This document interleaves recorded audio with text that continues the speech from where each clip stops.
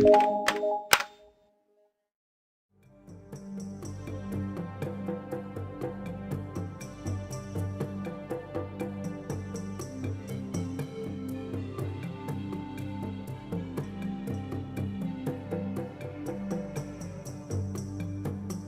Ludlow, thanks so much for coming on to Evolution Soup all the way from Arizona. You're a member of the Geological Society of America and the Southwest Paleontological Society, and you're a volunteer at the Origins Gallery of the Arizona Museum of Natural History. So how have you been doing since our Talk Beliefs interview, Bill? You spent a few days recently on an early Permian paleo dig, I hear.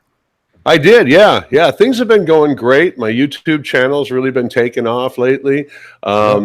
I have the Creation Science Fiction website talking about creationism, but I also have been doing a lot of stuff on paleontology. Like you said, I've got a video in the works on geology. In fact, we're filming some drone footage of a geological formation here in Arizona tomorrow. Wow. So that's kind of exciting. But yeah, creationsciencefiction.com is my website. Been busy in the field. I've been working with the New Mexico Museum of Natural History because the curator of paleontology there is a national expert on tracks, Permian footprints. And so I went on a paleo dig with them a couple weeks ago. We found 5 different types of tracks. We also always seem to be finding tracks, Bill. Yeah, well, we're kind of looking for them. Now, I stumbled on the first set. In fact, that initial find that I talked with you about, I think the last time. Yeah, Coconino sandstone. Right, I'm up to 94 sets of tracks in one area, about a third of a mile on a local lake. We've documented 94 sets of tracks. The paper on that will be coming out this summer, the initial paper, and we're working on an abstract on the recent one. We found actually even a hand-size footprint of an amphibian it had skin imprints on the palm, which is really rare. So that was neat. As well as we found stuff that told us about the environment, fern fossils, conifer fossils, things like that. It was a freshwater environment, kind of a swamp. And I did a video about that recently. I said, we're working on an abstract for a poster presentation. If we get it done in time and get it approved, I'll be doing that at the Geological Society of America National Convention here in Phoenix this fall in September. And an abstract is, for anyone who doesn't know, it's like a summary, isn't it, of a paper? Correct. Yeah. And more lengthy. Right. And for presentations, we have to submit an abstract in advance and get it approved. And then we actually give the full presentation at the meeting. So today, Bill, we're going to be discussing the latest finds in the world of human origins, how it affects the current state of paleoanthropology, and of course, your own personal take on things. I think a good place to start is the discovery of a new species of human out there in the Philippines, Homo luzonensis. So what's the story of this discovery, and what do we know about this new species? Well, we actually know very little. Human origins is my favorite topic, though, and I'm always down to talk about that. That's for sure. So, me too. The honest answer is we just don't know an awful lot. So far, they found some hand and foot bones, a thigh bone, and 7 teeth. So we don't really have an overall picture of the anatomy of this species.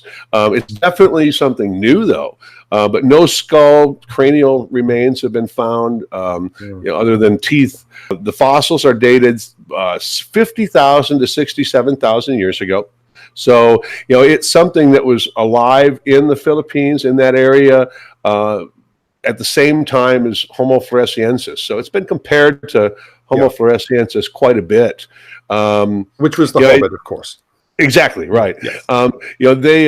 In like the Hobbit, it shows a mixture of archaic and more modern traits too. So that's what's interesting.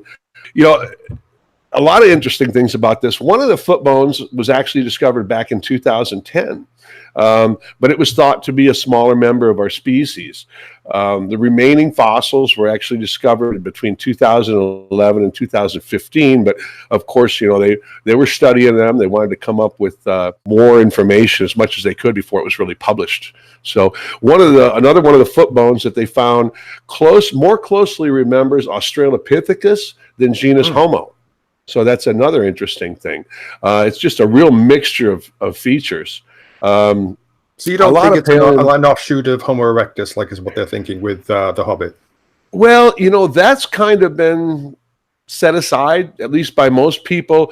There was a 2017 study by the Australian National University. They concluded that Floresiensis probably had an ancestor. Again, we're talking Floresiensis, not luzonensis here now, but probably had a common ancestor with Homo habilis or something very similar to Homo habilis over 1 million years ago in Africa. They compared 133 different data points. I mean, pretty much the entire anatomy that we know about both of those species, and determined that there were traits that Floresiensis had in common with habilis that were continued on and were lost in species like, say, Homo erectus. So evolution doesn't really go in reverse. So if you go along and you're losing traits, you don't suddenly gain them back again at some point. There could be that they could evolve something similar, but I mean, that's just not what we see. We see that basically there are traits in Floresiensis that are shared with habilis, and we don't see it in other species like erectus. So rather than a dwarf version of erectus, it's more likely that something left Africa over 1 million years ago. We start seeing the fossils dated at about 700,000 years ago with Floresiensis, so the evidence for it, and that it remained genetically and geographically isolated from other hominins in the area and just evolved in a different direction while retaining a lot of those earlier traits.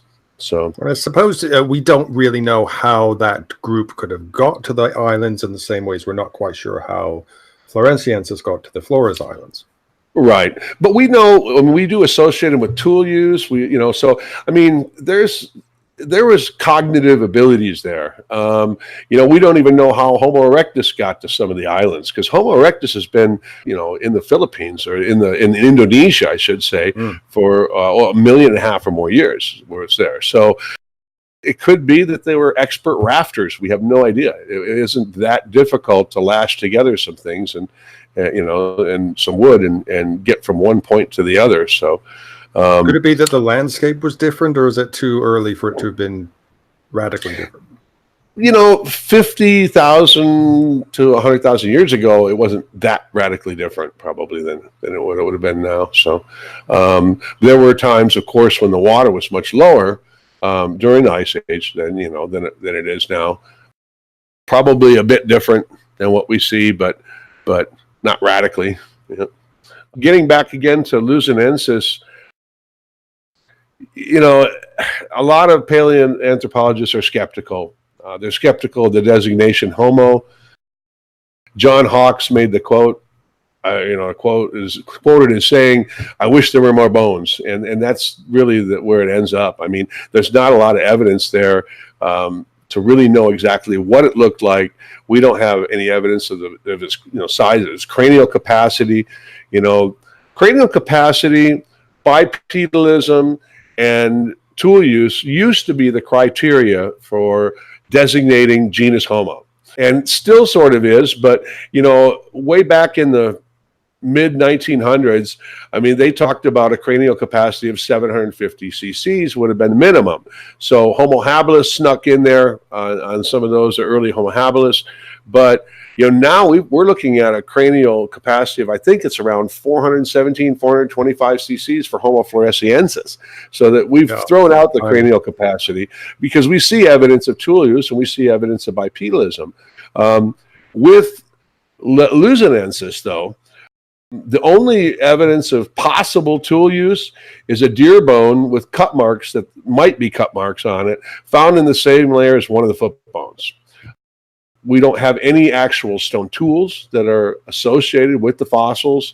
There's evidence of stone tools going back 700,000 years in the region, along with butchered rhino skeleton, but it's not associated with fossils from Homo luzonensis. There's no hominin fossils associated in those layers. So, they're speculating. And to designate it as genus Homo, it's a reach. Given the few foot bones, the fact that it's slightly smaller than the hobbit, we don't have as much evidence that it was actually committed to walking fully upright. I'm kind of surprised nobody's nicknamed it Gollum. That would be the next Yeah. logical step, wouldn't it? Do you think they Right. jumped the gun a little bit with these designations of genus? Well, I had an interesting conversation about a month ago.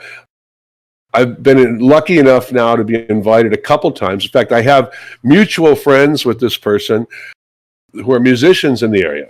And her name is Friedrich Ankel Simons, and her husband, Elwyn Simons. They taught at Duke University. Friedrich is an amazing woman. She's in her 80s now. She wrote the book Primate Anatomy, which is still in use. It's in its third edition. They did a lot of studies in Madagascar and Eastern Africa and early primate evolution and modern primates.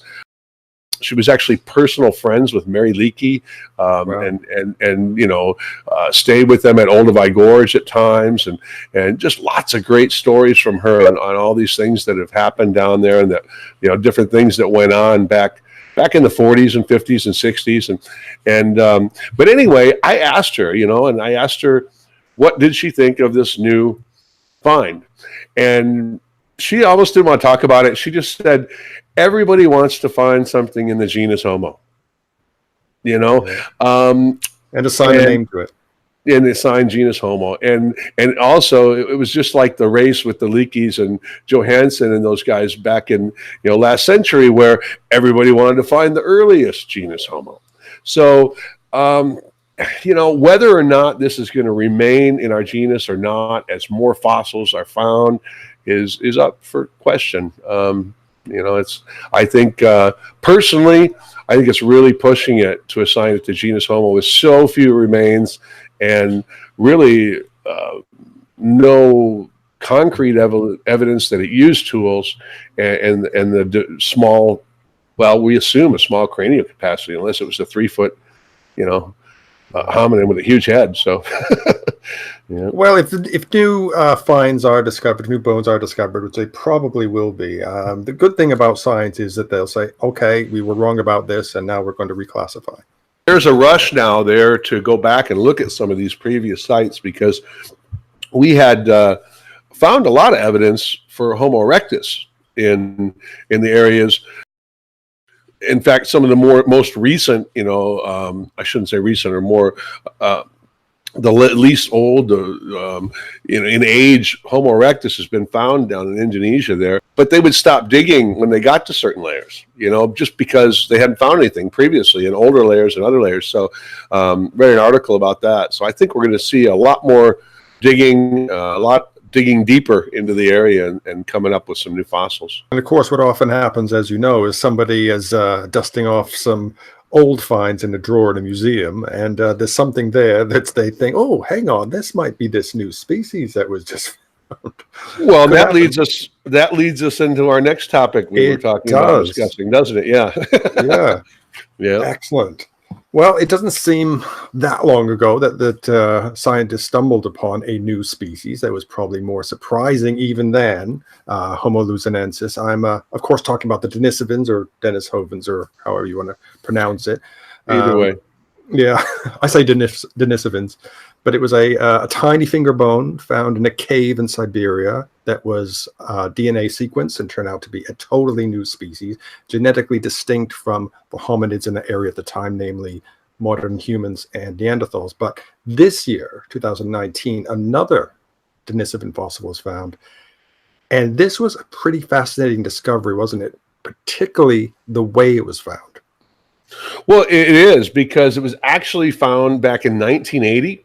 By a Buddhist monk, and somebody was going through drawers and looking at things, and and just decided to take a second look at it. And I expect we're going to find a lot more of this as we take fossils that have previously been found and test them for DNA or proteins that can help identify the species. So again, it was originally found in 1980 by a Buddhist monk.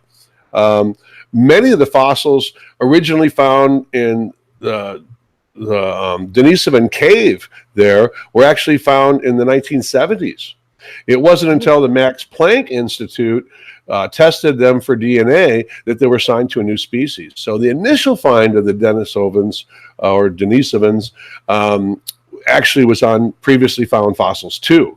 So other ones that they tested in the cave there, the original cave, turned out to be Neanderthals. So we know that it was occupied either at different times or possibly simultaneously with evidence of a hybrid, first generation hybrid that they found between the Denisovans and the Neanderthals. So one of the neat things about this find, though, is that it's possible that early hominins like the Denisovans were already adapted to living in higher altitudes before modern humans arrived in Tibet.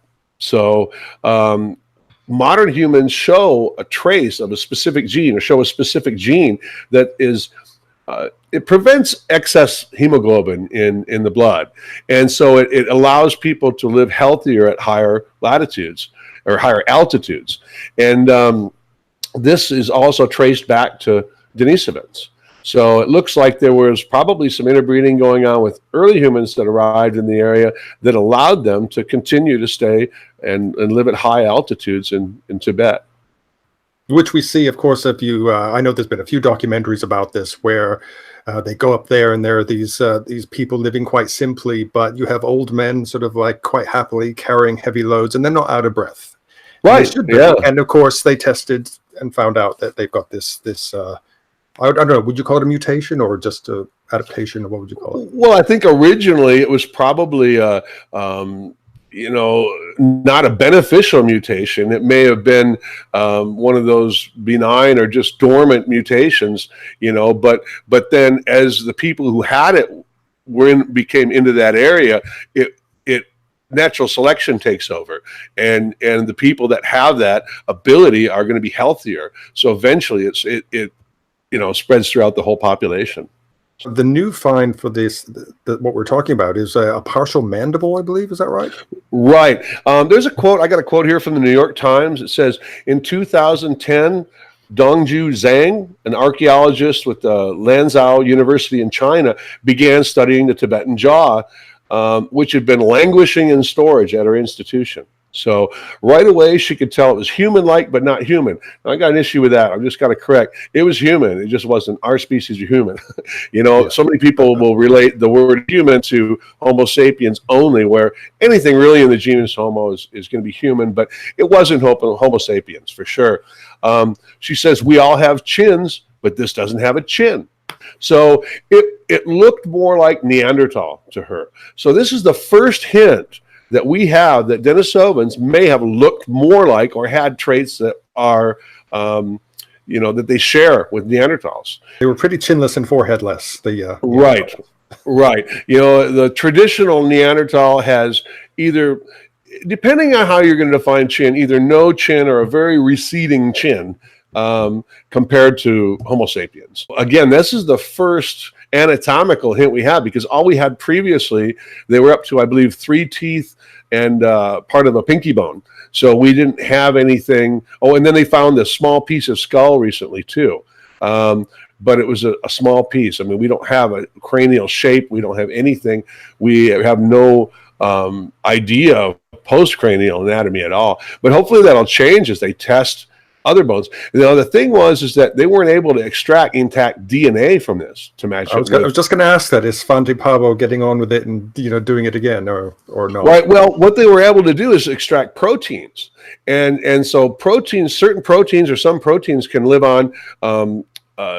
They can be preserved more easily than the complete DNA, but these proteins match specific proteins with the Denisovans. So that's how they were able to match it up and say that we know that this is this species. Yep. Is this a new thing, this protein testing? It is. It really is. Yeah, comparatively to DNA testing and everything else, absolutely. As the technology advances, we may be able to use that on other existing fossils. And again, I think there's going to be a rush to go through a lot of these fossils that have been previously discovered, especially in Asia, and test them for proteins or DNA and see if we can link it up with possibly these archaic humans that we believe were alive. Another offshoot of Homo erectus that kind of went in a different direction.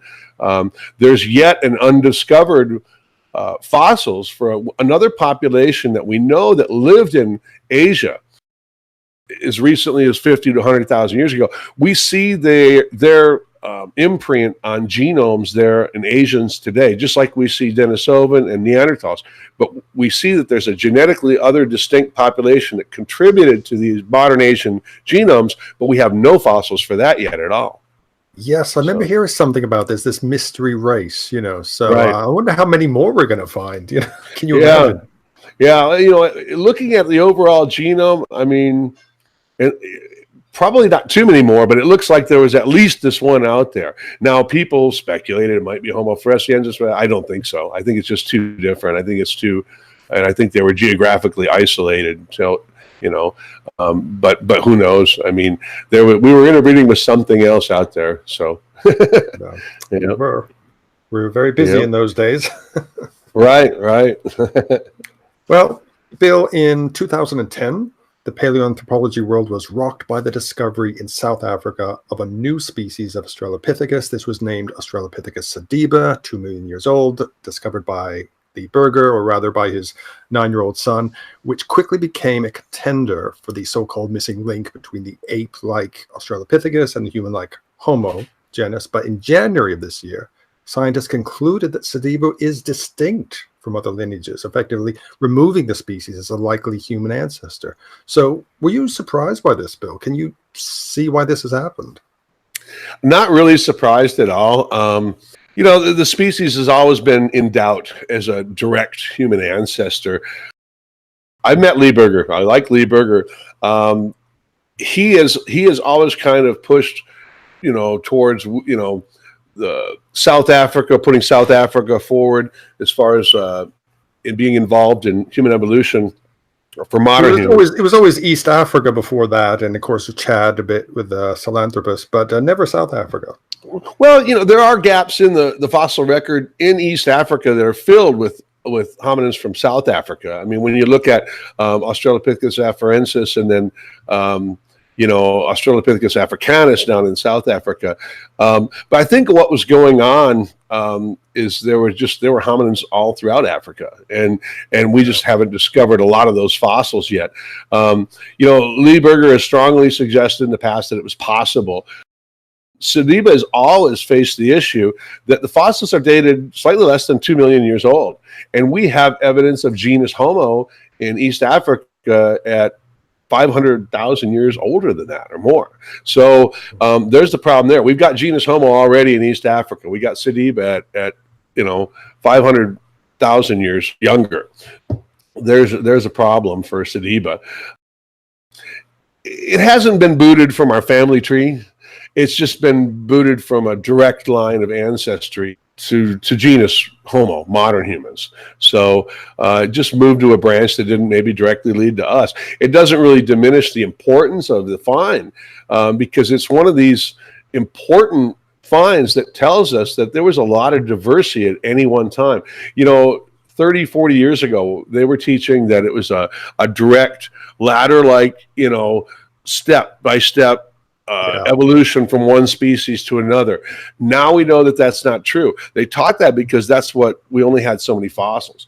Now we know that there was a lot of diversity at any given time, and that a lot of different species or closely related species went into making the next level. The next, there would be they could have gotten different attributes or advantageous attributes from other crossbreeding, hybridization, that kind of thing too.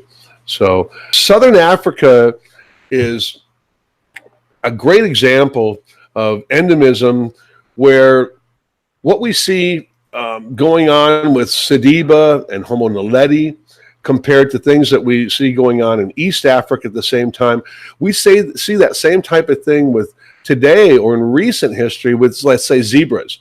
The South African version, I can't remember what it's called now, but it's now extinct. But it was slightly different than the version that was, still alive in East Africa. Wildebeests. We've got the blue wildebeest in East Africa and the black wildebeest in South Africa. They're slightly different, closely related. You can tell they have a common ancestor, but consider different species. Same thing as with gazelles, and there's a lot of different types of gazelles, but we see distinct species of gazelles in southern Africa that are different from Central and Eastern Africa. So what you've got is there were periods of time, and this was discussed at length by Stephen Churchill from Duke University.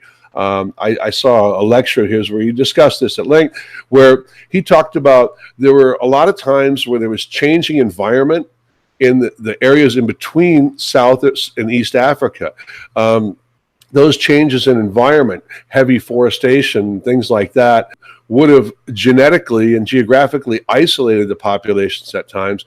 Then there were other times where it was maybe more open grasslands and they were able to intermingle. So what you've got is this environment going back and forth in different areas, cutting them off geographically and genetically, and then they were able to come back together at times. So you have this in evolution going in different directions slightly in South Africa than you did in East Africa. And I think that's what we saw with Australopithecus, where you've got Afarensis, you've got, in East Africa, you've got Africanus in South Africa, and some members of Africanus went their own way and ended up becoming sediba, and possibly some of those ended up evolving into Homo naledi, which is much more recent at 200,000 to 300,000 years old. Do we know anything about Homo naledi? Because of course Lieberger discovered that as well, like a couple of years later, which he must have been beside himself. But right. Do we think now that naledi is linked to our ancestry at all? No, I think it's an offshoot. I mean, we had anatomically modern humans by the time that these Homo naledi fossils are dated, and when you look at them, they are half ape. I mean, they are, well, we're all apes, but I mean, from the waist up, they show a small head, small shoulder, narrow shoulders, long arms compared to the legs, curved fingers, permanently curved finger bones, which are still adaptations to arboreal or living or moving around in trees.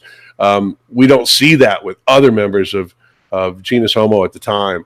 200,000 to 300,000 years ago, when these fossils were dated, we had 6, 7, maybe 8 different, depending on if you're a lumper or a splitter, different species of humans alive at the same time throughout Europe, Africa, Asia, and but naledi seems to be an offshoot that went in one direction and died out. So was it just, would you call it just barely genus Homo, or was it just a mosaic of features of both? No evidence of tool use yet with naledi. Homo naledi may end up becoming reclassified as a different genus as we find more fossils in South Africa that show or don't show a connection to early Australopithecines there. So, right. Okay. Well, that was really fascinating as always, Bill. Thank you so much. And I'm sure this won't be the end of the new discoveries, as I've said, in the world of human origins. There'll no doubt be more, and I hope you can come back onto Evolution Soup and review them for us. All right, and good luck with your new channel. As I said, I'll mirror this on my channel and put a link into your channel. I think what you're doing is awesome. I've watched some of your videos. Your interviews are excellent. So. Oh, thank you. That's an honor to hear that from you, Bill. Thank you so much indeed. And I'll put links to your social media and Facebook pages in the description below. And of course, if anyone wants to come and say hi and talk paleo stuff with you, they can find you at the Origins Gallery of the Arizona Museum of Natural History. So, Bill Ludlow, thank you very much indeed.